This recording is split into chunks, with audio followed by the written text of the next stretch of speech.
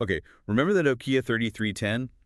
That phone? Oh, yeah, the indestructible brick lasted forever on one charge. Everyone seemed to have one. Exactly. For years, Nokia wasn't just a phone company. They were, well, the king.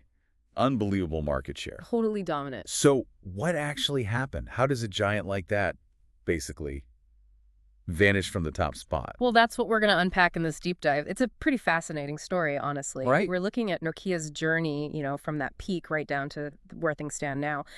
And the thing is, it's more than just a business case study. It's a really powerful lesson, I think, about how fast industries can change.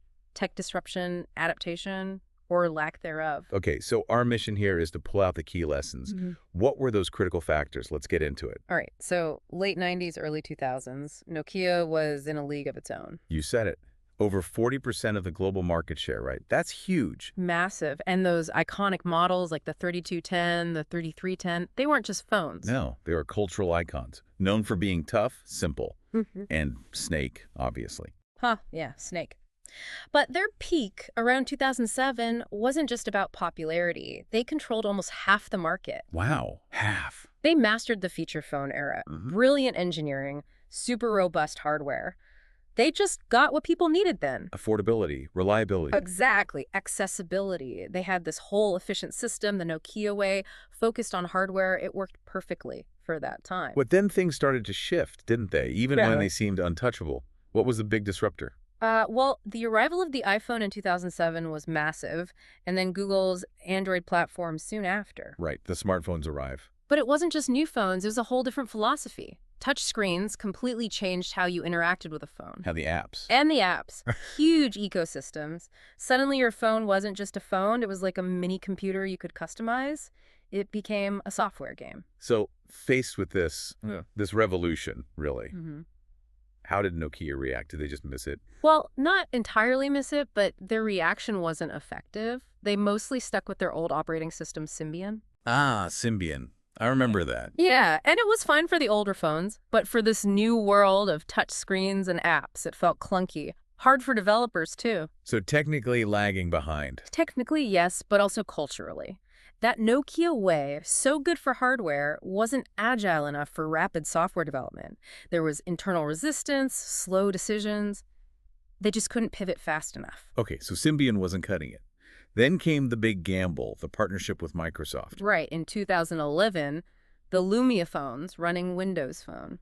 That seemed like a potential lifeline, maybe, combining Nokia hardware with a modern OS. That was the strategy. But the problem was, well, mainly the apps, or the lack of them. The infamous app gap. Exactly. Yeah. Developers were already committed to iOS and Android.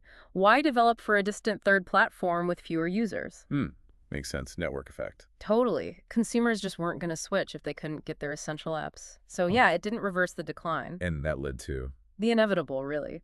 By 2014, Nokia sold its whole mobile phone division to Microsoft. Which Microsoft then later wrote off, basically admitting it didn't work. Ouch. Yeah, a tough end to that chapter. So where's Nokia now? Because you still see the name around sometimes on phones. You do, or you did. That was thanks to a licensing deal with a company called HMD Global. They made Android phones using the Nokia brand. Oh, okay. But that's actually changing right now. As of 2024, HMD is phasing out the Nokia branding on its phones. Oh, really? Yeah, they're rebranding as human mobile devices, focusing on their own stuff. So it's pretty much the end for Nokia-branded consumer phones as we knew them. Wow. So is Nokia the company gone? Oh, no, not at all. The Nokia Corporation is still very much alive and, frankly, doing pretty well. It's not making phones for us anymore. Right. They focus on the big stuff now. Telecommunications infrastructure, Right. building 5G networks. Plus, they have a huge patent portfolio they license out. And Bell Labs. And Bell Labs, yeah. Still doing cutting-edge research. Remember, that's where the transistor came from originally. So they're a different beast now, focused on infrastructure and tech. Okay, so the journey is fascinating. But it's not just about phones, is it? This feels bigger. This is where it gets really interesting for everyone listening. Exactly. If you pull back and look at the bigger picture, it makes you think, doesn't it? It raises a question for you, personally or professionally. Which is? Well, what deeply ingrained system, what past success, what belief maybe, what's your Symbian?